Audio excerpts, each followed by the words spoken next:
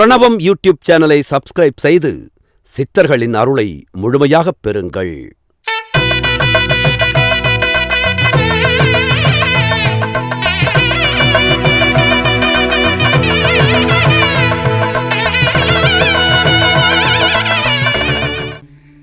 என் இனிய ஜீவ அமிர்தம் வாசக பெருமக்களுக்கு சிரம் தாழ்ந்த வணக்கங்கள்.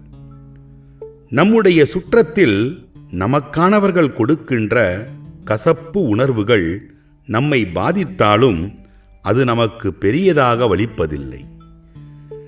அங்கு நம்முடைய மனம் பொறுமையை கடைபிடிக்கிறது, விட்டு கொடுத்து செல்கிறது. ஆனால் பிறர் தருகின்ற கசப்பு உணர்வுகள் நம்மை பாதிக்கின்றது. அங்கு நம்முடைய மனம் பொறுமையின்றி விட்டு கொடுக்காமல் ஏதாவது ஒரு வினையை உருவாக்கி விடுகிறது. இப்படி நாம் யாவரும் அங்கங்கு வேறுபடுகிறோம் என்பதுதான் உண்மை. ஆனால் எத்தனை பெரிய இழப்புக்கள் கசப்புக்கள் வந்தாலும் அதனை பெரியதாக கருதாமல் அப்படியே ஏற்றுக்கொண்டு இங்கு அனைத்தும் வினை ஊடுகள் என்பதை உணர்ந்து பொறுமையுடன் விட்டு கொடுப்பவர்களே மாமனிதர்கள் ஆகின்றனர். நாம் அமைதியாக எங்கோ ஓரிடத்தில் இருந்து கொண்டு கருமம் தீர்க்கும் நல்ல செயல்களை முன்னெடுத்து நடத்தி வரும்பொழுது சிலர் நம்முடைய செயலுக்கு துணை நிற்பதாக வருவார்கள். நாம் வேண்டாம் என்று தடுத்தாலும் அதில் முந்திக் கொண்டு நுழைவார்கள். நாம் நல்லவர்கள் என்று எண்ணி அவர்களிடம் ஏதேனும் பொறுப்பு வழங்கினால் அதில் அவர்கள் தங்களின் தற்புகழ்ச்சியையும் போலி கௌரவத்தையும் நிலைநாட்டவே முயல்வார்கள். அப்படி அவர்கள் செயல்படும் போது அவர்களுக்கு பாதிப்பு ஏற்படும். நாம் அவர்களின் நன்மைக்கு அறிவுறுத்தினாலும் கூட வேண்டாத செயல்களை செய்வதையே வாடிக்கையாக கொண்டிருப்பார்கள், திருந்த மாட்டார்கள். அத்தகு மனிதர்களின் எண்ண அலைகளால் நம்முடைய நல்ல காரியங்களும் தடை உண்டாகி நிற்கும். தானம், தருமம், கொடை, கருணை, பரிவு என்பதன் பொருள் தெரியாமல் தொண்டு செய்யும் இடத்திற்கு வருபவர்களிடம் நாம் தான் கவனமாக இருக்க வேண்டும். வருவது யாராக இருந்தாலும் எதையாவது எதிர்பார்த்துத்தான் வருவார்கள் என்ற தெளிவுடன் நாம் இருக்க வேண்டும். கொடுத்தது அடுத்த கைக்கு தெரியாமல் கொடுக்க வேண்டும் என்பதுதான் தருமம். கொடுத்துவிட்டு கணக்கெழுதி வைப்பது கருமம். சிலர் தாங்கள் செய்த தருமத்தை வேண்டா வெறுப்புடன் செய்வது மட்டுமன்றி வேண்டாத செயல்கள் செய்துவிட்டதாக நினைத்து சொல்லவும் மெல்லவும் முடியாமல் இருப்பார்கள். இன்னும் சிலர் தாங்கள் எதிர்பார்த்தது நடக்காத போது செய்த தருமத்தை கூட திரும்ப கேட்பார்கள். இத்தகு மனிதர்கள் உச்சக்கட்ட சுயநலவாதிகள் ஆவர். ஆக பொய் புகழும் போலி கௌரவமும் கொண்டவர்கள் பணத்திற்காக தரம் தாழ்ந்த செயல்களையே செய்வார்கள். இவர்களின் தருமத்தால் என்றுமே நல்லது நடக்காது. பணம்தான் வாழ்வு என்ற மனம் படைத்துவிட்டால் பேச்சில் உண்மை இருக்காது, செயலில் நேர்மை இருக்காது. ஆனால் வஞ்சம் மட்டும் அதிகம் வளர்ந்திருக்கும். அத்தகு மனிதர்களுக்கு குருமார்களின் ஞான உபதேசங்கள், அருளுரைகள் எல்லாம் காதில் விழுந்தாலும் புத்திக்கு எட்டாது. அதனால்தான் குருமார்கள் இந்த சொத்தை மனிதர்கள் சொத்துக்களை தான தர்மம் செய்ய வந்தால் அதனை ஏற்காமல் மறுப்பு தெரிவித்து விடுவார்கள். அகமும் புறமும் சுயநலத்தில் இயங்கி எங்குமே முகமூடிகள் அணிந்து நடிப்பவர்களுக்கு கருமம் தீரும் சாதனை வாழ்வை காட்டினாலும் அவர்களே வினை வாழ்வையே விரும்பி வாழ்வதால் அவர்களை அருகில் வைத்து கொள்ள மாட்டார்கள். ஆக இங்கு நாம் எங்குமே ஒரு பக்கம் உறுதியுடன் பயணித்து வரும்போது நாம் எதிர்பார்த்தவர்கள் வேறு பக்கம் பயணித்து கொண்டிருப்பார்கள் என்பதை உணர்ந்து வாழ வேண்டும்.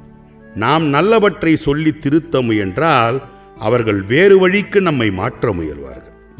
ஆக இங்கு எவரையும் திருத்தவோ மாற்றவோ முயலாமல் நம்முடைய பயணம் தனித்து இருப்பதே சிறப்பு என்று பயணப்பட வேண்டும்.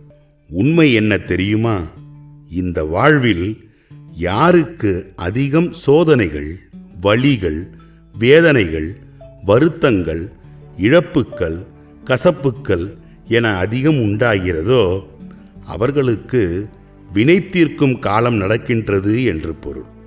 ஆம், இங்கு நாம் நேர்மையாக பயணிக்கும் போது நம்மை தேடி பிடித்து அழ வைக்கும் செயல்கள்தான் நடக்கும். உலக வாழ்வில் உண்மையாக பயணித்தும் நம்முடைய உண்மையான அன்பை எவரும் ஆராதித்து மதிக்க மாட்டார்கள். நம்முடைய நல்ல செயல்களுக்கு மரியாதை தரமாட்டார்கள். ஆக இங்கு யாவரும் எதிர்பார்ப்புடன் தான் வருவார்கள் என்பதை நாம் தான் உணர்ந்து பயணப்பட வேண்டும். வாழ்வின் உண்மை நிலையினை அறிந்து யார் மீதும் நம்பிக்கையை வைத்து முக்கியத்துவம் தந்துவிடாமல் எதுவாக இருந்தாலும் நம்மை நம்பி பயணிக்க வேண்டும். மேலும் இங்கு நாம் யாரை பற்றியும் அதிகம் சிந்திக்க கூடாது, அதிகமாக நேசிக்கவும் கூடாது. இந்த இரண்டுமே ஒரு நாள் நம்மை பைத்தியமாக்கிவிடும் என்ற தெளிவும் நம்மிடம் இருக்க வேண்டும்.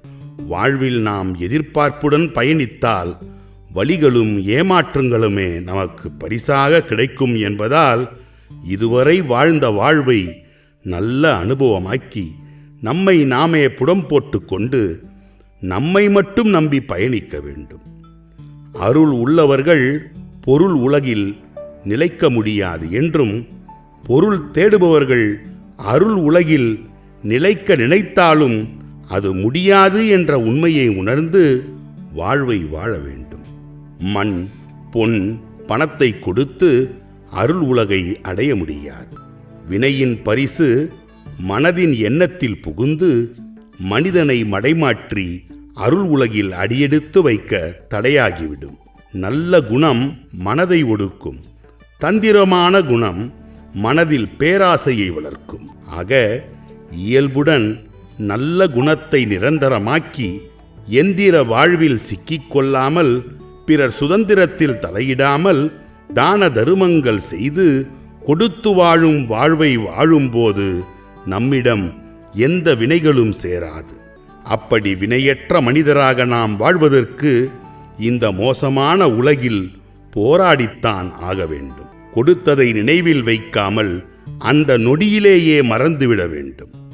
கொடுத்ததை நினைத்து கவலைப்படக்கூடாது.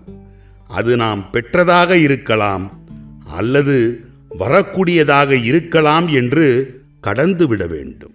மரணத்தை காட்டிலும் கொடுமையானது மனக்கவலை. மரணம் ஒரு முறைதான் கொல்லும், ஆனால் மனக்கவலை நொடிக்கு நொடி கொல்லும். ஆக வாழ்வில் பயணிக்கும் போது நாம் எடுக்கும் முடிவுகள் தற்சார்புடன் இருக்க வேண்டும்.